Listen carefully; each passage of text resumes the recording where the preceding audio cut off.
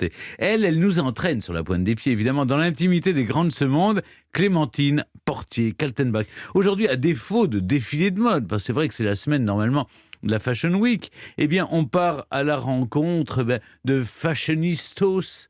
Oui, non, on peut dire ça. Oui, on peut dire ça comme ça. On peut tout dire, Stéphane, quand on est Stéphane Bern, on peut se permettre. Non, essayez de vous imaginer, monsieur. Regardez, par exemple, moi, je suis absolument up-to-date. Vous êtes très en toutes circonstances. Mais pas facile d'être une fashion victime sous l'occupation. Et c'était pourtant le défi quotidien des zazous.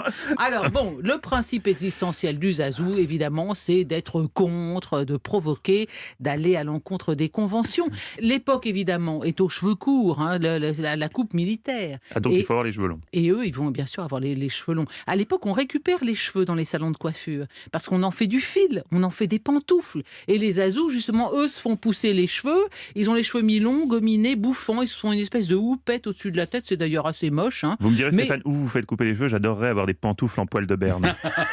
Vraiment, je kifferais ça. Mais je garde toujours... Ah, vous avez toujours quelques cheveux pour les fans? Vous avez, c'est ce que faisait Chateaubriand. Il y a un célèbre tableau de cheveux. Je serai Chateaubriand. Voilà, exactement. Je suis sûr qu'un jour, on verra une œuvre d'art à base de cheveux de Stéphane. Alors, non, mes zazous, vos zazous. L'époque est aux vêtements ajustés. Eh ben, eux, pas du tout. Ils s'en fichent. Ils portent des complets très larges, avec les manches qui tombent aux épaules, des poches absolument partout, et la veste est très longue. Il faut montrer qu'on se fiche absolument des contingences du moment. L'époque est au tissu triste. Eh ben, les zazous portent des tissus gais. Autre must-have du zazou, chemise blanche au col droit, agrémentée d'une cravate avec un petit nœud minuscule et une épingle à cravate. Un pantalon court et très large avec un pli absolument impeccable, bretelles, chaussettes blanches, chaussures de daim marron, chapeau sur l'arrière de la tête, démarche traînante, un peu le buste en avant. Il faut parler français avec un accent anglais, parce qu'évidemment tout ce qui est anglais, tout ce qui est anglo-saxon, c'est bien, sous l'occupation s'il y a une patrouille de la Gestapo, il faut faire... Hello my dear, what are you doing here? Il faut faire un peu attention.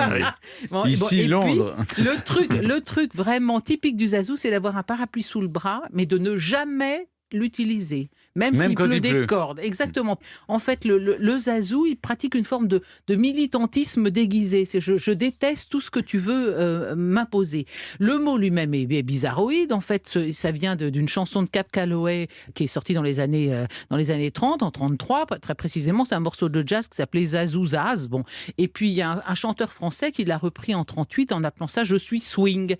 Et si vous voulez, ce qui a été une véritable révolution au début de l'occupation, c'est que avant les concerts de jazz avaient un succès d'estime, enfin ça drainait pas beaucoup les foules. Et là, le 19 décembre 1940, donc il y a eu l'armistice depuis juin 40, Salle Gaveau, c'est le premier grand festival de jazz organisé par Charles Delobet, qui fonde le Hot Club de France, et parmi les interprètes, il y a Django Reinhardt. Donc autrefois, il y aurait eu, oui, un peu de monde, mais là, la Salle Gaveau est pleine à craquer. On a dû refuser des dizaines de jeunes qui restent sur le trottoir. C'est un vrai triomphe tout à fait inattendu. Et la grande nouveauté aussi, c'est l'attitude des jeunes dans une salle de concert. Ça s'était jamais vu. Et alors évidemment, ça plaît pas du tout au pouvoir et à Vichy, qui n'aime pas le jazz. Hein. C'est le jazz, musique nègre dégénérée, d'irythmie morale et organique accréditée par des nègres convulsifs de la Nouvelle-Orléans et des affairistes juifs à Broadway, bien sûr. Alors évidemment, on se dit, mais comment cette jeunesse décadente peut se moquer des heures pénibles qu'on est en train de vivre la France. Donc on se met à les appeler les petits swings, et puis ensuite les zazous, le fléau de l'Europe nouvelle. La Vichy voudrait bien les récupérer, tous ces jeunes, mais le problème, c'est que les zazous, eux, ils veulent être irrécupérables. Hein. Et ça va quand même aller assez loin, parce qu'ils organisent des fêtes dansantes dans des restos, dans des caves. Bon, ça, jusque-là, ça reste gentil. Mais il y a un certain nombre de zazous vont porter l'étoile jaune avec écrit zazou, swing, ou avec écrit goy, c'est-à-dire non-juif en hébreu, par défi. Et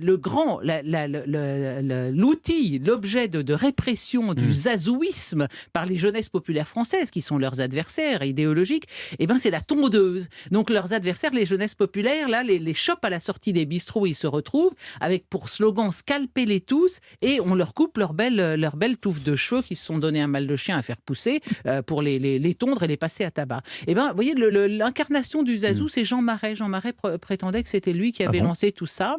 Et alors, ce qui est étonnant, c'est qu'à la libération, du jour au lendemain, ils disparaissent. Ça, il n'y a plus besoin d'être dans la subversion subvention, Ah oui. mais ils ont la subversion, mais ils auront vraiment été la subvention, non. non, pas c'est la subvention et non plus la subversion. En tout cas, c'est vraiment les Azous, les précurseurs de la culture jeune. Merci beaucoup, Clémentine Portier-Kaltenbach.